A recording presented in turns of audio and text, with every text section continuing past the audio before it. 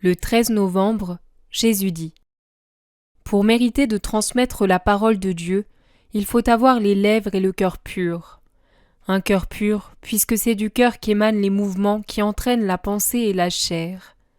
Malheur à ceux qui ne se gardent pas purs et qui osent parler en mon nom avec une âme de péché. Ils ne sont pas mes disciples et mes apôtres. Ils sont mes prédateurs, parce qu'ils me dérobent mes âmes pour les donner à Satan. Les âmes, que ce soit celles qui suivent le prêtre avec respect et foi, ou celles qui méfiantes l'observent, sont portées à réfléchir sur la conduite d'un prêtre étant dotées de raison.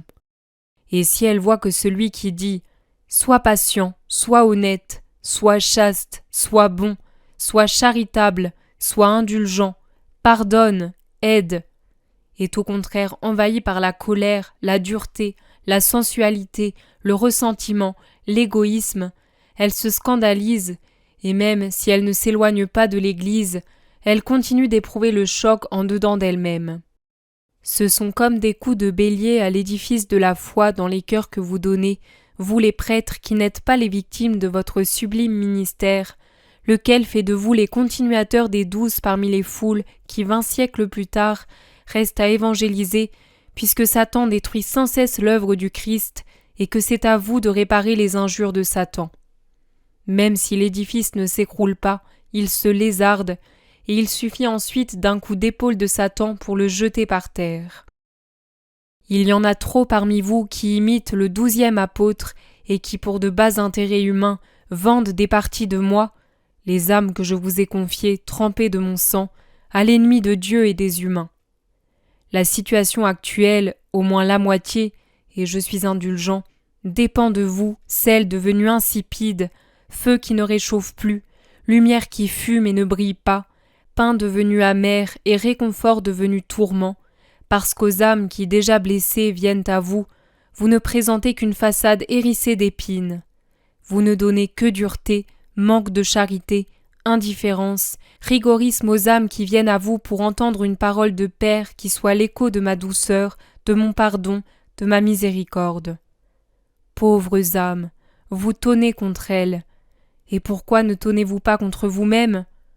Vous avez envie de paraître comme les émules des anciens membres du Sanhédrin ?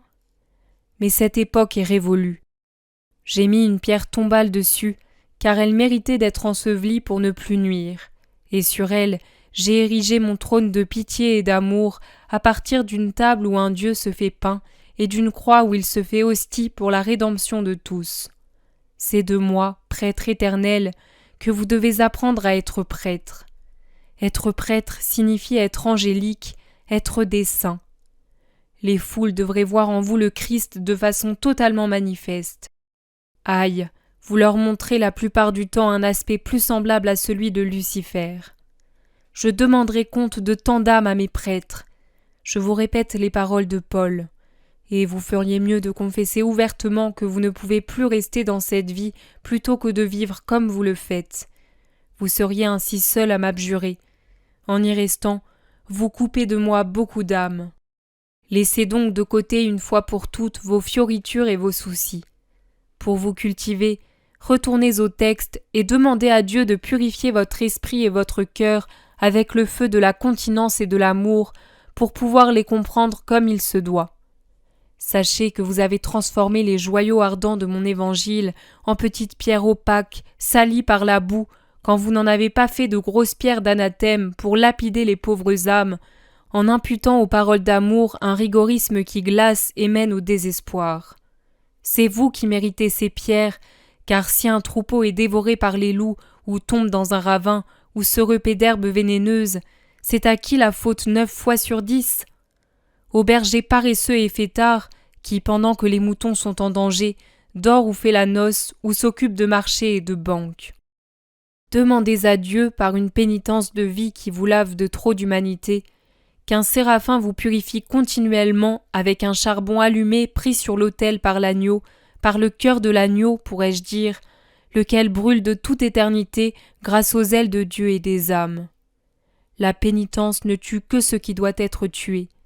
Ne craignez pas pour votre chair que vous devriez aimer pour ce qu'elle mérite, c'est-à-dire très peu, mais que vous aimez comme une chose précieuse.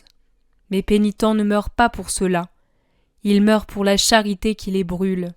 C'est la charité qui les consume, ce ne sont pas les cilices et les disciplines. La preuve en est qu'ils parviennent souvent à un grand âge et avec une intégrité physique que les plus soucieux protecteurs de la chair ne conservent pas. Ceux parmi mes saints qui s'éteignent dans leur jeunesse ont été consumés sur le bûcher de l'amour. Ils n'ont pas été détruits par les rigueurs. La pénitence confère lumière et agilité à l'esprit, car elle dompte la pieuvre de votre humanité qui vous tient enfoncé. La pénitence vous arrache au fond et vous lance vers le haut à la rencontre de l'amour. La simplicité, la charité, la chasteté, l'humilité, l'amour de la douleur sont les 5 pierres précieuses les plus importantes de la couronne sacerdotale. Le détachement des soucis, l'indulgence, la constance, la patience sont les pierres mineures. Elles forment une couronne de pierres pointues qui enserre le cœur. Mais c'est justement parce qu'il est serré ainsi et que cela lui cause des blessures que le cœur acquiert plus de splendeur et qu'il devient un rubis vivant dans une couronne de diamants. Je ne vous dis même pas « Ayez le cœur de mon Pierre », je vous dis « Ayez le cœur de mon Jean ». Je veux que vous ayez ce cœur en vous, car il fut le cœur apostolique parfait du matin au soir de son sacerdoce. C'est moi qui insuffle l'esprit de Pierre à mes vicaires, mais vous devez vous faire un cœur vous-même. Et ce cœur est indispensable chez ceux qui sont mes prêtres, de mon sein très haut, dont l'âme et la pensée sont aussi blanches que son habit, et qui est l'hostie la plus importante dans cette messe sanglante que la terre célèbre, jusqu'au plus humble de mes ministres qui rompt le pain et la parole dans un petit village perdu, un groupe de maisons éparpillées que le monde n'est même pas conscient de porter à sa surface, mais que l'Eucharistie et la croix rendent aussi majestueux qu'un palais, plus majestueux encore. Elles le rendent semblable au temple suprême de la chrétienté, car qu'il soit dans un ciboire en or incrusté de perles ou dans un pauvre ciboire, c'est le même Christ, Fils de Dieu. Et les âmes qui se prosternent devant lui, vêtues de la pourpre cardinalice et d'un manteau royal, ou habillées d'une humble tunique ou de misérables vêtements, sont égales pour moi. Je regarde l'esprit, mes enfants, et je bénis le mérite où qu'il se trouve. Je ne me laisse pas séduire par ce qui est du monde, comme cela vous arrive souvent. Transformez vos cœurs, prêtres. Le salut de l'humanité est entre vos mains. Faites en sorte qu'au grand jour, je ne sois pas obligé de foudroyer de vastes multitudes de consacrés responsables des immenses ruines qui des cœurs ont déferlé sur le monde.